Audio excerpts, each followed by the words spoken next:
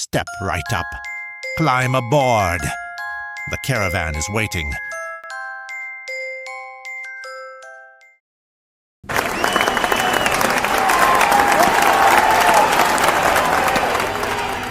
Children of the dawn, the sun is drowned.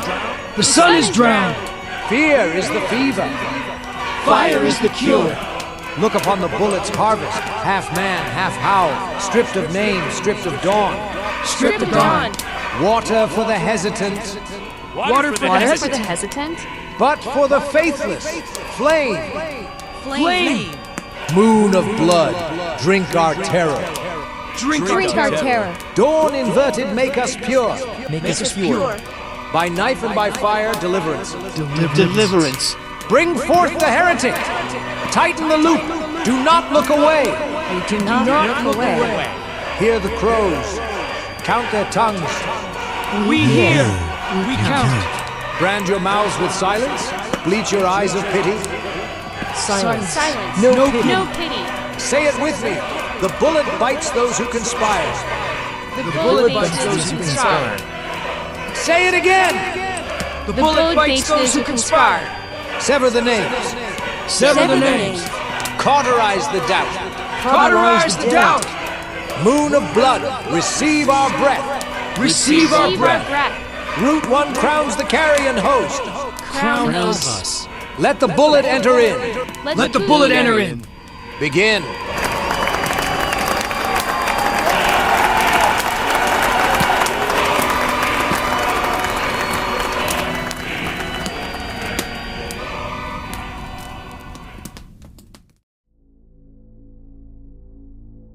The Bullet Virus. Part 2, Real Love Hurts. Written by Trevor Abbott and Brian Baker. I now understand that Jacob is what we call an elite mad. He lives in a world of fear and confusion, but at least I know he is still alive. It's a very strange and complicated scenario, and perhaps many would rather wish death to bring peace to a loved one in a situation like this. An elite mad means he is not like most mads that roam around helplessly barking, snarling, frightened, and angry. Yes, still very vicious, but controllable. These elites are different beasts. Regular mads are more like zombies. Elite mads are like werewolf zombies. Their physical transformation exceeds a mad. It was almost 3 weeks later that I saw my son again. Binoculars become part of my essential tools along with the water gun and pocket knife. I was drinking my first cup of black coffee, no more luxuries like cream and sugar, while scanning the woods for mads and walkers of dawn when I spotted him. He was sniffing around near an old shed about 100 yards from our back deck. His spine had expanded along with his arms, making it much more efficient for moving on all fours. He had grown about a foot and had found a pair of gray sweatpants that fit him well. Whatever horror was now haunting his mind, I'm happy he had enough awareness to clothe himself. However, his pants were inside out, and I had to resist the urge to fix them. Putting clothes on inside out was a trait of Jacob's, and seeing that brought on a bittersweet wave of tears. Jacob still had the plastic tactical knife wedged between his honed teeth, and that made me feel like I was with him in a way. Deep down, past his infected mind, somewhere in his soul, where the bullet hadn't wounded, he needed a part of his dad.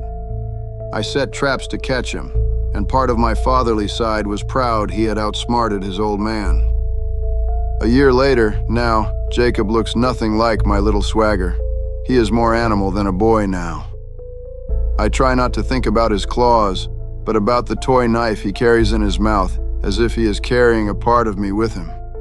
Perhaps my son remembers the day I bought him the toy. He may be drawn to the shed by human instinct still buried deep within him. After almost 6 months of sniffing my damn New York Giants Super Bowl 46 varsity jacket I had set out for him, he decided to force it on himself. By that time, the weather was getting cooler again. To be honest, it kind of fits well with his long limbs. I hang on to the hope that maybe after enough time, the virus will run its course and he'll get better. A cold takes a few days to get over, so maybe the bullet virus finally dies after 18 months. But I doubt I'll still be alive to see it. I'll tell you why. For over a year, Miley and I survived. Miley got her mom's looks and brains, but got her immune system from me. Jacob still visited the shed.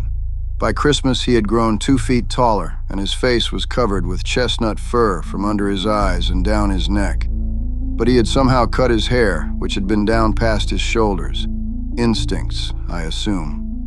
We had a few scares with Mads creeping around, but Miley followed the rules. Water pistol for the Mads, pocket-sized air horn for the elites, because they weren't so afraid of water. But the loud blast scared the shit out of them. And most importantly, the taser gun for the regs. AKA humans. Even with biological monsters, humans take the cake. Congratulations. Miley knew not to leave her water gun out in the cold, and the #1 rule of ours was never, no matter how challenging it might be, never get too close to Mom. I guess I made that rule more for my own sake. Rose's full, perky cheeks had sunken. The flesh of her defiant jawline pulled taut with fear. Her olive skin spoiled to a waxen hue. Her smooth forehead was littered with frightened wrinkles, and bruised bags of confusion pulled down under her eyes. Rose was a spoiled fruit. She degenerated into an emaciated and gaunt rag of zombies' bones. To be completely honest, it was difficult looking at her behind the makeshift cell I had welded from metal stock I borrowed from Waterwitch Metalworks, 2 towns south. She had ripped out all her hair, save for the handful of snow-white hair. Sometimes in the middle of the night, I'd sneak into the cellar and comb it for her. Of course, I did such deeds when she was sedated with pentatropin, a very strong benzodiazepine tranquilizer. Another rule was to only tranquilize her when necessary, and only I could go near or enter her cell. And God, did I hate the idea of Rose being some caged animal. About once a month, I bathed her as best as I could.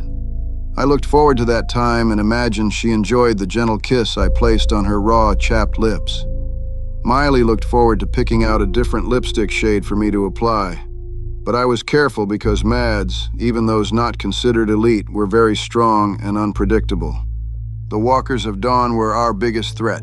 I even had a confrontation with that Hitler wannabe, Matic Fuhrersol, at Dollar Pizzazz.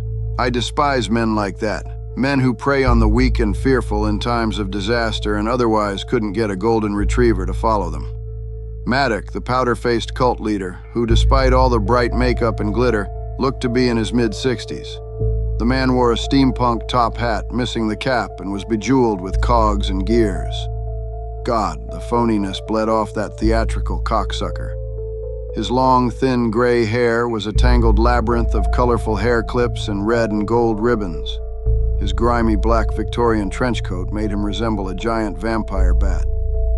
He and his clan of kooks roamed around town looking for Mads to bring to the purging pit and convert Reds, people like Miley and me, into walkers.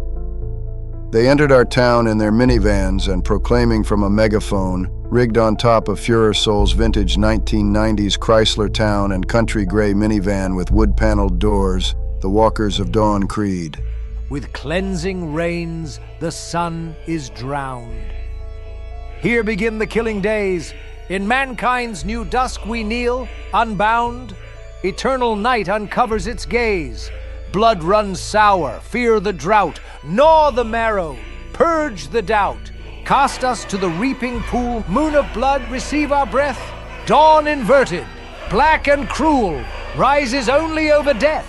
Route 1, crown the carrion host, brand our tongues and bleach our eyes.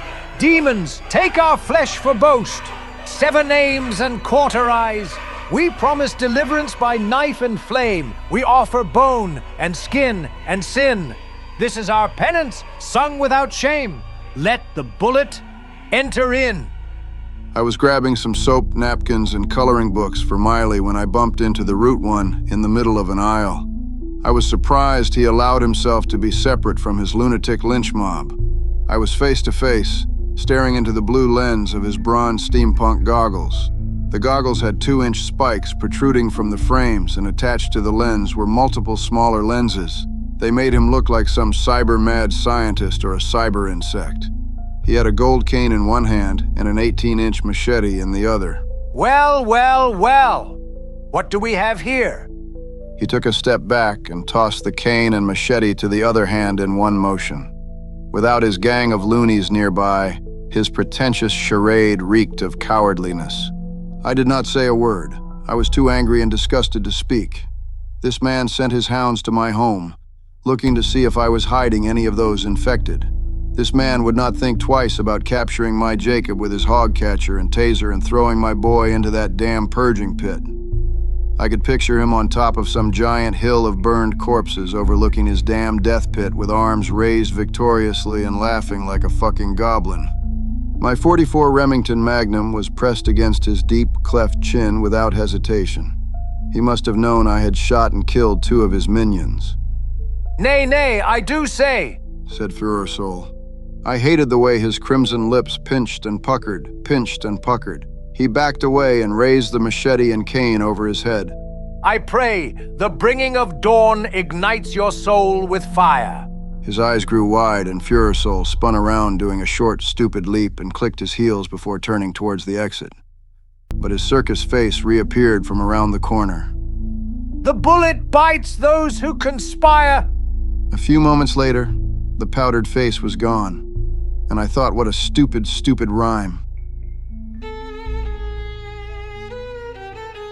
If it weren't for Miley, I would have never made it this far. I was humbled and rejuvenated by her steadfast resilience and positivity.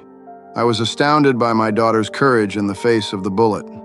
For me, the challenge of physical survival was not an issue, but mental hardship was the real monster. So let me end this here, for I am almost certainly done writing. I've told my tale and will leave you with this snare of life and the perverse moral dilemma it poses. If anything, let this story serve as a reminder of the complexity and ambiguity of life, and how difficult it can be to make decisions guided by moral principles. There was an accident. It's been 3 days, and I've spent most of my time crying and vomiting. 3 days ago was Rose's birthday.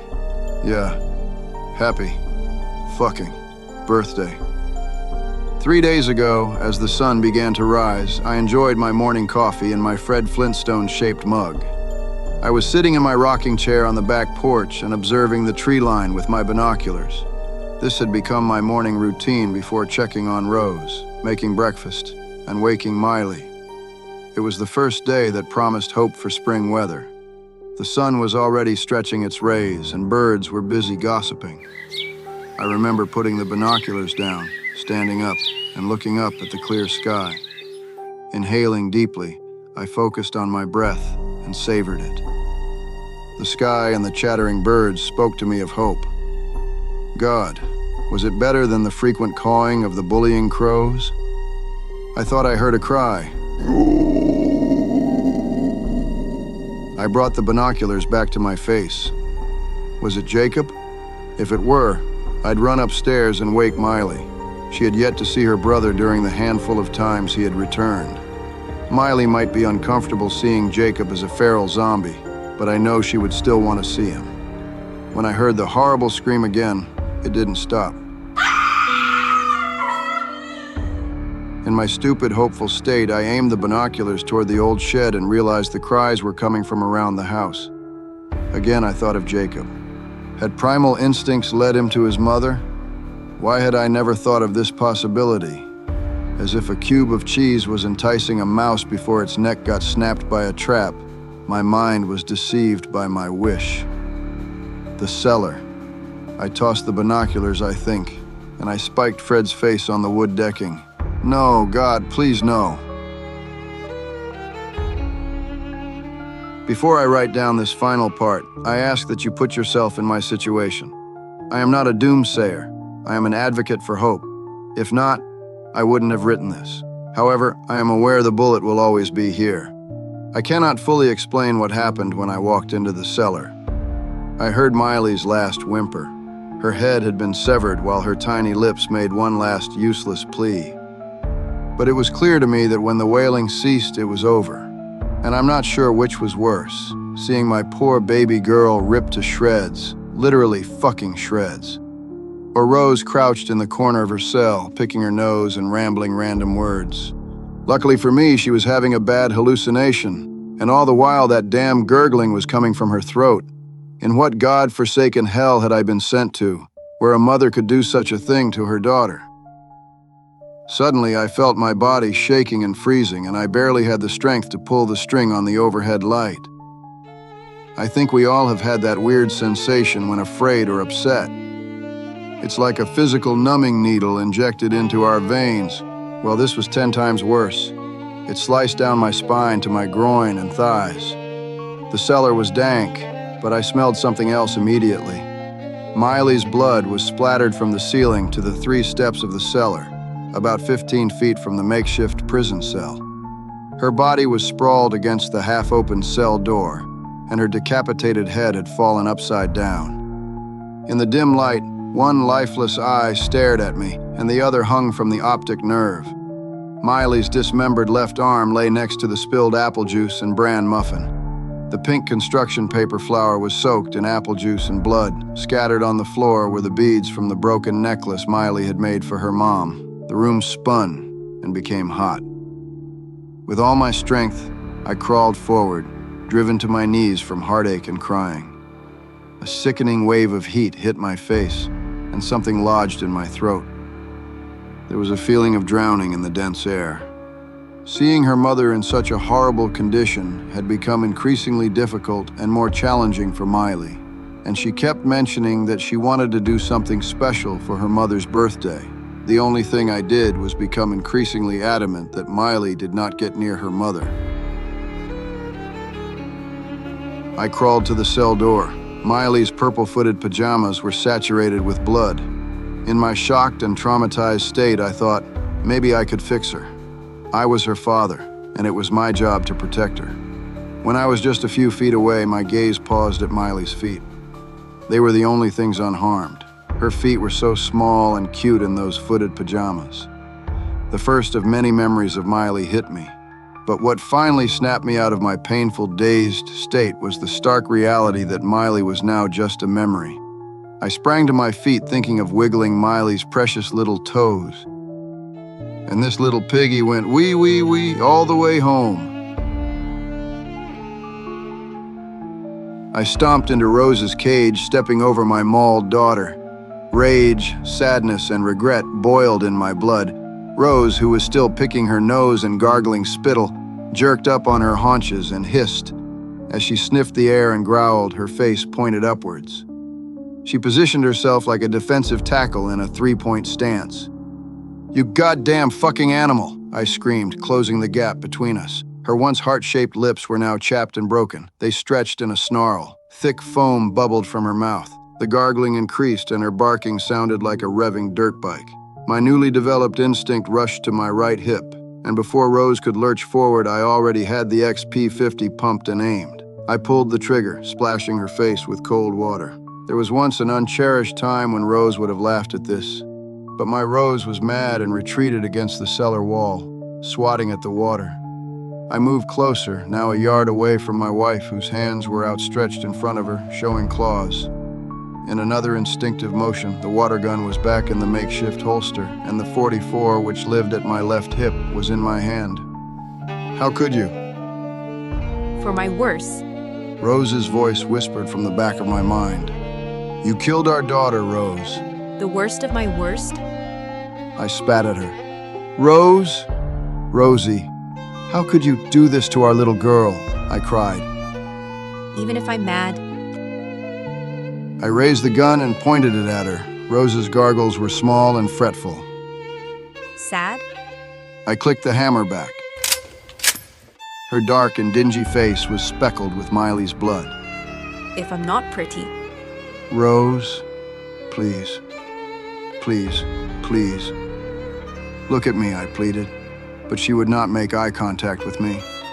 I begged God to just let her look into my eyes for a second, just for a second to embrace my stare.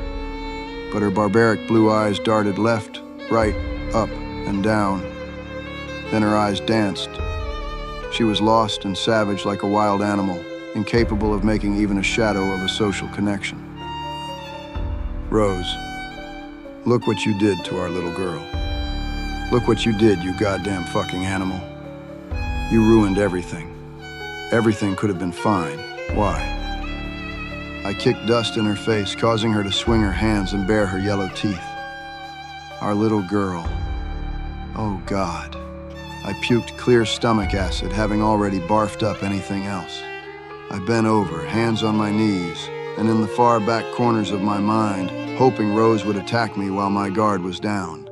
I wanted her to give me an excuse to kill her and take this moral crisis out of my hands. Let Rose and I fight to the death. With my brow furrowed, I glared at Rose. I hate you. You are not my Rose. You will never be my Rose, I said in a low, hoarse voice. Then I retched, and retched again, falling to one knee. It felt like my stomach had been drop-kicked and my throat wrung dry. My mind was still in a mental whirlwind, and I suddenly jammed the gun barrel in my mouth. My eyes shot wide open, and with all the pain and rage, I gave a truly gruesome yell. Rose's voice came again from the memory of that day on the beach, when I proposed to her. And if I become sick, will you care for me? Rose jumped up, her fingers impossibly stretched and spread into weapons, and her arms cocked back. The bullet had given her a severely hunched back. Her tongue vibrated like a snake as she gave another gurgling, shrill. I stood tall, too, and pointed the .44 at her. I stared into her eyes. I could shoot if I just focused on those lost, maniacal eyes.